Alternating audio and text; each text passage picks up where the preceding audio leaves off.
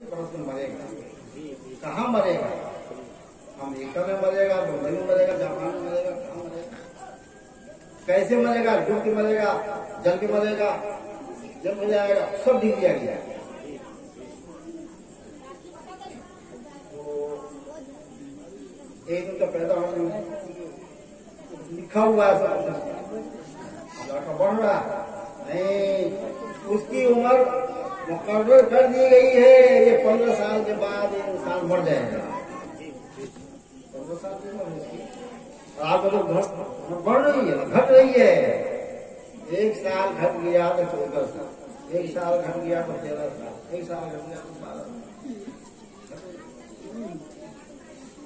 समझने और सोचने की जरूरत। एक दिन तो पैदा हुआ तो घट गया, ऐसे मर गया, मौत करीब आ गया। मौत जो आदमी जान जाएगा कल हम मरने वाले हैं, तो गुनाह तो करने करेगा। इसलिए मौत को बिल्कुल अंधेरा रखा, किसी को जान पाएंगे। अल्लाह के नबी,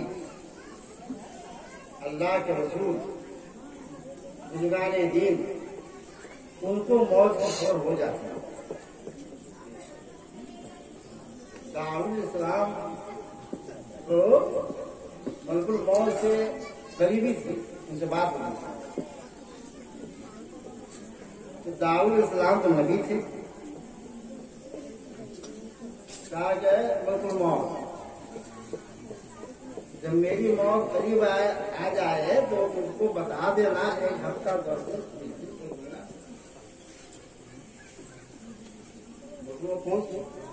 रोज बता दिया। अरे बताया नहीं, मैंने बता दिया। क्या क्या आपके पास तो बहुत ही काशी से पहुंच गया हुआ पहली, क्या डॉक्टर दिया, आंख रोशनी खत्म हो गई,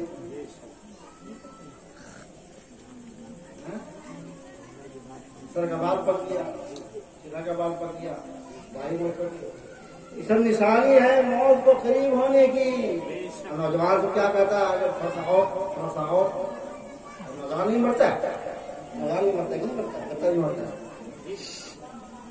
नौजवानों को बहुत ख्वाहिश है रहने की, ज्यादा दिन तक रहेंगे नहीं, नौजवान नहीं मरता है। बूढ़े लोग मर जाते हैं तो लोग कहते हैं कि फलान बूढ़ा मर गया, अच्छा हुआ। अरे जितनी ज्यादा जिंदगी रहेगी दुनिया में उतनी ज्यादा गुनाह होगा, ये ज्यादा गुनाह होगा। अल्लाह से हर इंसान को दुआ करना चाहिए कि अल्लाह मेरे अमल को शैतान के मकरो फरेब से बचाए, है नहीं? और ऐसी ऐसी दुआएं हैं। तो आपने क्या कहा था, जिन्नात आप बहुत जल्दी जरूर दौलत देंगे, देव नमाज पढ़ता है ना देगा। हाँ, एक बात और याद है, ना तो मौत की मजार पर जो औरतें जाती हैं सब हराम है, सब हराम है, सब हराम है।